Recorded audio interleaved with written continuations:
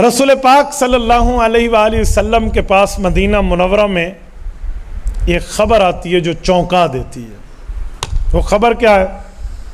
آپ جانتے ہیں کہ جہاں کا پانی بندے کو میسر ہو اور اچھا لگے، موافق لگے، لوگ وہاں رہائش اختیار کرنا باعث سعادت سمجھتے ہیں۔ پوچھئے نا جنگل میں بھئی اس جگہ رہائش کیوں ہے اتنی زیادہ؟ کہاں اس کا پانی بہت اچھا ہے، یہاں کا پانی موافق ہے۔ چلو اور چھوڑیں، اس کی عام مثال لیں، بوادن غیر ذی زر، قرآن کہتا ہے کہ مکہ مکرمہ میں کوئی چیز نہیں اگتی، تو بھائی نہیں اگتی تو ادھر مجمع آیا کیوں ہے؟ وجہ جو پہلی بنیاد حضرت اسماعیل علیہ السلام کے پاؤں مبارک کی چوٹ سے جو زمزم کا کنواں نکلا ہے، اسے دیکھ کر مورخین نے لکھا ہے قبیلہ جرہم آیا اور انہیں دیکھتے ہوئے دنیا جمع ہو گئی۔ پانی موافق تھا نا، مجمع اور آبادی بڑھتی گئی۔ تو حضرت رسول اللہ کو بھی ایک کنویں کا پانی موافق تھا مدینہ طیبہ میں، اس کنویں کا نام ہے بئر روما۔ میں نے اس کنویں کی زیارت بھی کی ہے اور اس کا پانی بھی پیا ہے۔ اللہ تعالیٰ آپ کو مدینہ منورہ لے جائے، آپ جائیے، جسے کہتے ہیں مسجد قبلتین، مسجد قبلتین میں آپ جائیے، اس کی شمالی سمت آپ ہوئیے، زیادہ سے زیادہ جو ہوگا 1 کلومیٹر کا سفر نہیں ہے، وہاں سے بئر روما ہے۔ اور بئر روما آج کل محکمۃ الغابہ کے زیر نگرانی ہے، یعنی جنگلات کا جو محکمہ ہے ایریگیشن کا، سعودیہ کا۔ کنواں آج کل بند ہے، اوپر پہ واٹر پمپ وغیرہ وہ سکر وغیرہ لگا کر اس کو رکھا گیا ہے، اور وہ وہاں سے باقاعدہ مشین پانی نکالتی ہے اور پانی میسر آتا ہے۔ اللہ نے کرم کیا، ہمیں مدینہ منورہ میں اس کا کوئی ایک جاننے والا کوئی واسطہ ملا ہے، جس واسطے سے میں وہاں گیا ہوں اور ہم نے اس کی زیارت بھی کی اور وہاں سے پانی بھی ہے۔ لوگ لے کر جاتے ہیں، اس کے آگے باقاعدہ نل وغیرہ لگے ہوئے ہیں۔ یہ بئر روما کا کنواں بہت زبردست کنواں ہے، اور اس پر ایک مزے کی بات آپ کو سناؤں، جو اس پر واٹر پمپ لگا ہے نا، اس باغ کا باقاعدہ وابڈہ ان سے، جو ان کا وابڈہ ہے نا، وہ بل لیتا ہے، جو اس کے اوپر وہ لگی ہوئے نا واٹر پمپ سرکاری طور پہ، اور وہ بل جو ہے نا بجلی کا، وہ حضرت عثمان غنی رضی اللہ کے نام سے رجسٹرڈ ہے آج بھی، وہ اسی ترتیب پہ وہ بل غربا کے لیے جمع ہے، اور وہاں سے پوری ترتیب ہے ان کی۔ یہ وہ کنواں ہے جس کنویں کا پانی اللہ کے رسول کو خوشگوار ہونے کے ناطے بہت پسند تھا، لیکن ملکیت ایک یہودی کی ہے۔ اور جب اس تک یہ خبر پہنچے کہ دنیا پانی لے کر جاتی ہے نا، اس کی زمین میں آتا ہے، اسے نہیں پتا کہ اتنا کنویں کی اہمیت مسلمانوں کے یہاں بڑھ گئی ہے کہ مسلمانوں کے نبی بھی یہاں سے پانی، جیسے دنیا لے جاتی ہے وہاں سارے پانی پیتے ہیں۔ تو اس نے اعلان کر دیا جی یہ ہے جی وہ ہے، اب میں پیسوں سے پانی ادھر سے سمجھ لیں۔ تو اللہ کے رسول کو یہ بتایا گیا کہ بئر روما کا معاملہ یہ ہو گیا، آج کل پانی لینے میں مشکلات آ گئی۔ اس تک یہ بات پتہ چل گیا، آج تک دنیا پیتی تھی، اس کی زمین میں آتا تھا، اسے پتہ ہی نہیں، اب اس کو یہ خبر پتہ چلے تو اس نے ڈرامے کرنا شروع کر دیا۔ تو حضور پاک علیہ السلام کی اس بات پر جبرائیل امین آئے ہیں اور آ کر اللہ کے رسول کو یہ خوشخبری دی ہے کہ آپ اعلان کر دیں کہ جو مسلمان اس کنویں کو خرید کے مسلمانوں پر وقف کرے گا، حضور پاک صلی اللہ علیہ وسلم اس کے لیے جنت میں ایک گھر کی ضمانت دیتے ہیں۔ سبحان اللہ۔ اللہ کے رسول نے کھڑے ہو کر اعلان فرما دیا ہے، اور حضرت عثمان غنی، یا رسول اللہ یہ بشارت میرے لیے بھی ہوگی کہ اگر میں جاؤں؟ کہا جی ہاں۔ حضرت عثمان چلے گئے کنواں لینے۔ اس نے دیکھا کہ مدینہ منورہ کا اتنا بڑا بزنس مین آدمی، جس کے ہاں آنے جانے میں اونٹوں کے لدے ہوئے لشکر ہوتے ہیں، یہ کنواں لینے میرے پاس آیا، کوئی وجہ ہوگی۔ اس نے بھاؤ نرخ بھاؤ چڑھاؤ کے چکر میں نا اس نے ریٹ بڑھانے شروع کر دی کہ جی میں بیچتا نہیں ہوں، میں یہ نہیں کرتا۔ حضرت عثمان نے اسے کہا یار بات سن، آج تک دنیا یہاں سے پانی پی رہی ہے، تو کہتے یہ وہ، ذرا تو اس کی قیمت لگا، اگر بیچنا پڑے کتنے کا بیچے گا بتا۔ یوں اسے کھلی آفر دی نا، تو اس کے دل میں کوئی پیسوں کے لالچ آ گیا، تو اس نے ایک بات سوچی، اب نفرت بھی ہے مسلمانوں سے، اور ادھر سے پیسوں کی آفر بھی کھلی آ گئی ہے، تو کہنے لگا اچھا ایسا ہے کہ میں آدھا کنواں بیچتا ہوں، آدھا نہیں بیچتا۔ حضرت عثمان اس کی چال سمجھنے کی کوشش کرتے ہوئے پوچھنے لگے آدھا کیوں بیچتے ہیں؟ اور آدھا بیچنے کا مطلب کہ ہم دیوار ڈالیں گے درمیان میں؟ نہیں آدھا بیچتا ہوں۔ ایک دن میں کماؤں گا، ایک دن تو کمانا۔ اس نے سمجھا یہ اتنے پیسے اسی لیے مجھے دے رہا ہے کہ یہ کمائے گا یہاں سے، یہاں پہ ٹکٹ لگائے بھائی اتنے پیسوں کا ایک ڈول دوں گا اور اتنے پیسوں کا ایک گلاس دوں گا۔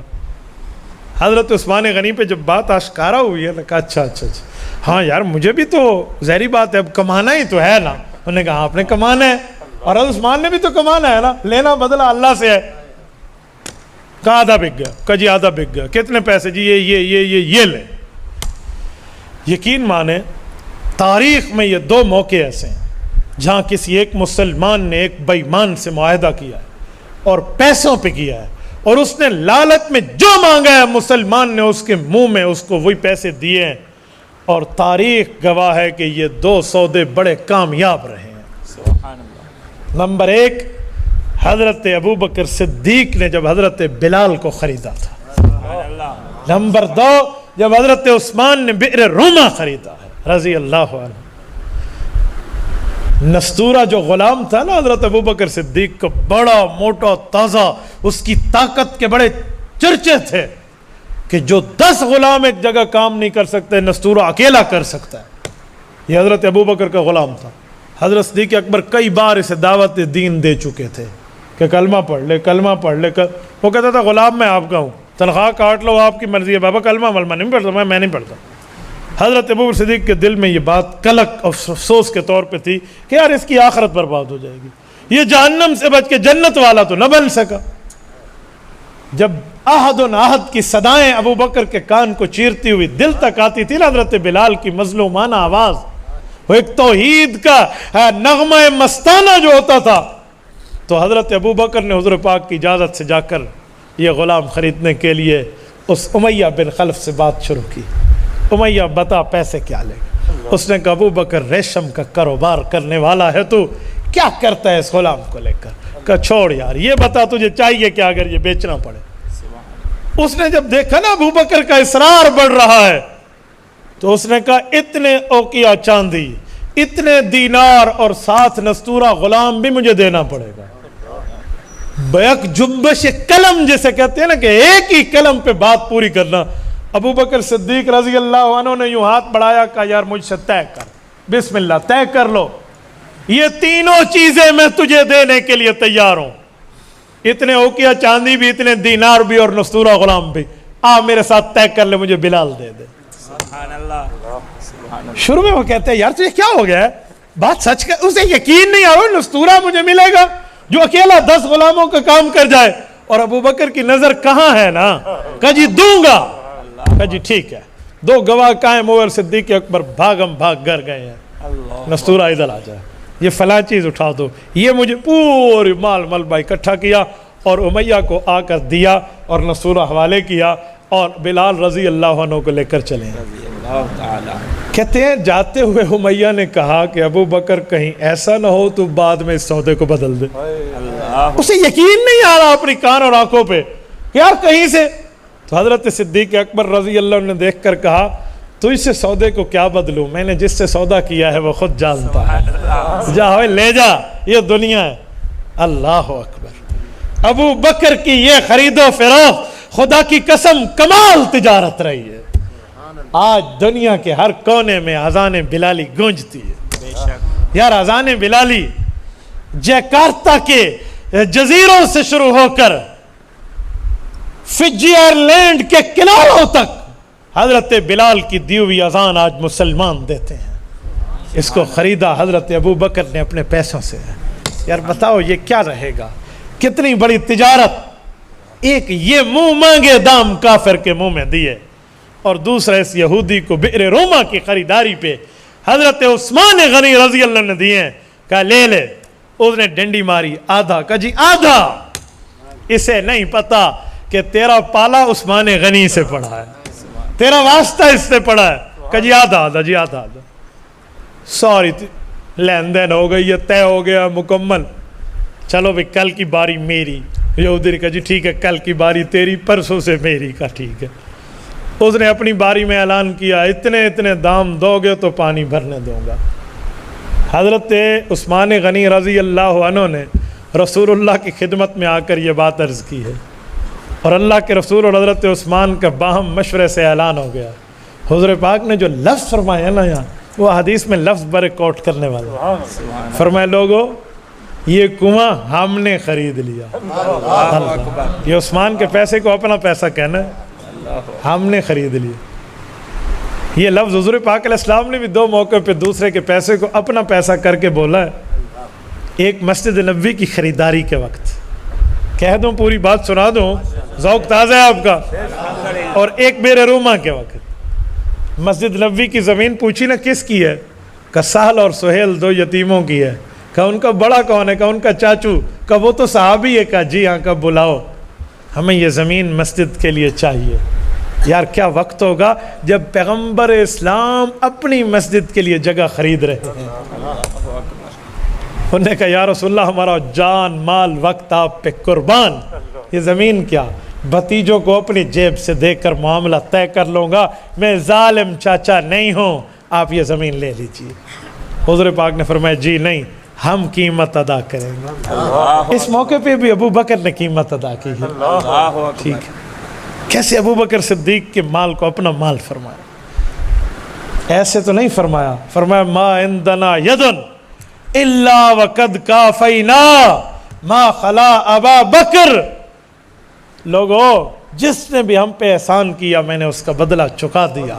ایک ابو بکر ہے جس کا بدلہ قیامت میں اللہ سے لے کر دوں گا۔ یہ ابو بکر کے لیے اعزاز بہت بڑا ہے۔ اور یہی حضرت عثمان کے پیغام میں کہا لوگوں ہم نے بئر روما خرید لیا ہے، جس کو چاہیے ہو کل ہماری باری ہے، فی سبیل اللہ پانی لے جائے۔ سبحان اللہ۔ یہودی کے وہم و گمان میں بھی نہیں تھا، سارا دن درہم اور دینار کے بانٹتا اور حساب کرتے ہوئے پیسے جمع کرتے ہوئے پانی بیچتا رہا۔ جب اگلا دن ہوا اس نے سوچا کہ اگر میں نے 2 درہم کا ایک ڈول دیا ہے تو ابو عثمان تو 3 درہم کا دے گا، تو کل میں 4 کا اعلان کروں گا۔ وہ ساری رات یہ کاؤنٹنگ، گویا میں کہتا ہوں پوری رات کیلکولیٹر چاہ کے سوتا رہا اسے، کل میں کیا کروں گا میں کیلکولیٹ ہی کرتا رہوں۔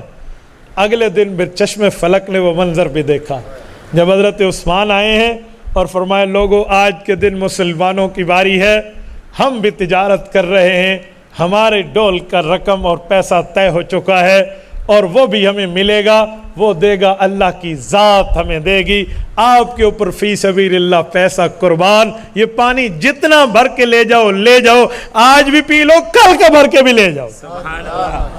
خوشگوار کنواں ہے مدینہ منورہ کا جس پر اہل مدینہ کی توجہ ہے، اور یہ واحد کنواں تھا جس کو حضور پاک نے کتنا پسند کیا۔ مسلمانوں نے اس دن کا بھی لیا، اگلے دن کا بھی لے گئے۔ اب جب باری یہودی کی آئی کون لینے آتا اس سے؟ اور صرف مسلمانوں پہ نہیں، اہل مدینہ پہ مفت کیا تھا، کوئی مسلم غیر مسلم، کوئی اپنا غیر، جو لینا چاہے دے دو۔ دنیا کی کیا چیز ہے؟ اور یہ خدائی صفت ہے۔ حدیث پاک میں ہے لو کانت الدنیا عند اللہ جناح بعوضہ ما سقا منہا شربت کافر۔ کہا اللہ کے سامنے دنیا کی قیمت مچھر کے پر کے برابر ہوتی تو ایک کافر کو پانی کا گھونٹ نہ ملتا۔ دنیا میں کیا چیز، ذاتیات کے معاملے پہ کیا لینا دینا، اصل تو نظریات اور اعتقادات ہوتے ہیں۔ تو اگلے دن یہودی ہاتھ پہ ہاتھ دھرے بیٹھ گیا، اس کے خاندان والے بھی عثمان کی باری میں پانی لے چکے تھے۔ جی اب اگلے دن راندہ درگاہ ہو کے شرمندہ ہو کر منہ لٹکائے عثمان غنی کے در پہ آیا ہے۔ حضرت عثمان غنی باہر آئے ہیں، کہا جی آپ سے بات کرنی ہے۔ کہا جی کرو۔ کہا باقی آدھا بھی میں بیچنا چاہتا ہوں اگر آپ لے لیں تو۔ پہنچ گئے نا وہاں پر جہاں تجھے پہنچانا چاہتے تھے، آج پہنچ گیا نا وہاں۔ اللہ کیا استدلالی جواب ہے حضرت عثمان کا۔ سبحان اللہ۔ کا مشورہ کر کے بتاتے ہیں، تجھے تھوڑی جلدی موت نہیں دینی۔ اللہ کے رسول سے پوچھ کے جو جواب دیا ہے نا، کہا ایک شرط کے ساتھ لیں گے۔ وہ انتظار میں وہ شرط کون سی ہے؟ کہ اب صرف کنویں کی تجارت نہیں ہوگی، جو باغ ساتھ ٹھہرا ہوا ہے وہ بھی تجھے بیچنا پڑے گا۔ اللہ اکبر۔ انہوں نے کہا جی ٹھیک ہے۔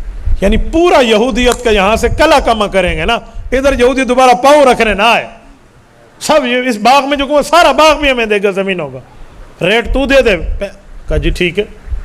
اس نے مرتا کیا نہ کرتا، رونا چاہ رونا، آخر اس نے باغ بھی دیا ہے اور وہ کنواں بھی دیا ہے، اور چل حضرت عثمان کا اعلان ہے رسول اللہ کی طرف سے کہ اب یہ پورا کنواں ہمیشہ کے لیے مسلمانوں پہ وقف ہے، جب چاہو دن رات میں آپ پانی لے سکتے ہو، مسلمانوں پر بھی اور غیر مسلم پر بھی۔